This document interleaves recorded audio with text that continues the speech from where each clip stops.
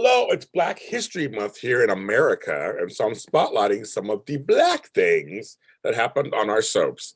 Welcome to the Knots Landing After Show here on JLJ Media, and we're going to spotlight the Williams family, who were only on for a few short years, but had a lot of storyline.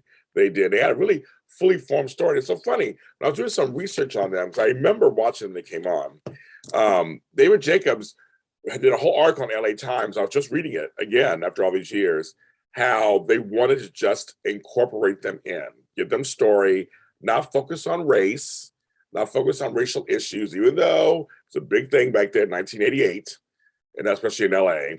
But it was not uncommon that an affluent Black family would move into a cul-de-sac like Knots Landing. So I kind of like that idea that they were just like, we just want to bring in a Black family. And no other soaps had that. Dynasty had Dominique Devereaux and a few people there, but they were gone. There were no Black families on any of the primetime soaps. So Knots Landing has that distinction 8 years in after they started to do that. They were the Williamses. They were Frank, Patricia, and Julie Williams. Julie Williams, hilariously, of course, famous character on Days Are Alive, played by Seaforth Hayes. Julie Williams, right? But that wasn't their real names. That was names they took. So the actors, Lynn Moody, Larry Riley, and Kit Masters King played the family. They're originally named, which I almost forgot about this, the Solars. They were Samantha, Jerry, and Janelle were their names. They were in the Witness Protection Program. Pat/Samantha was a doctor. She was part of it. She saw this illegal ring happening with other doctors, had to go to witness protection, changed their names, moved to the cul-de-sac, but some trouble did follow them. Mac became friends with them. The McKenzie's became really good friends with them, and helped them out with that. At this point, Pat was working as a bank employee. She was not happy. She wanted to go back into the medical field, but they couldn't do it because they were hiding. Her and Frank fought all the time about this, but obviously they got fine. Julie was a 12-year-old kid, had a crush on Gary Ewing. How funny is that? I remember that. It was kind of tragic because they were I loved them together. And Lynn Moody and Larry Riley and Kevin, they were like a family. Lynn Moody went on to General Hospital later, and so did Kit Masters King.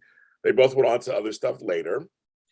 Larry Riley sadly died of AIDS not far after this. But the family, they had a bunch of stuff. I mean, so Danny Waleska, who was Val's husband, just horrible. I mean, played by Sam Bradford, who was wonderful, was just horrible, drunk, all kinds of things there.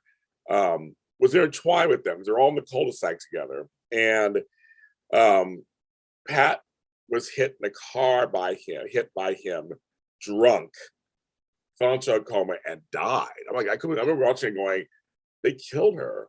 I love Lynn Moody. I couldn't believe they killed the character. It was crazy.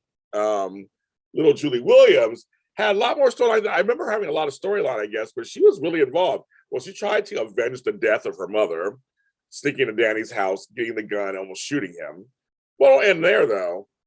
Then later, she decides to skip school, go to the pool next door. He shows up drunk again. He chases her around. She closes his fingers in on the door. Ouch. Breaks his fingers. He stumbles backwards and falls into the pool and dies.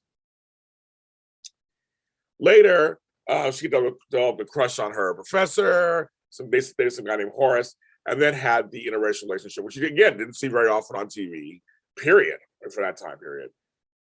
It was her and Jason Lochner, who was a ward of the McKenzie's next door. He had blonde hair, and they kind of fell for each other. Then he won an essay and went to Sweden, and she went to Chicago, and Frank went to Chicago eventually.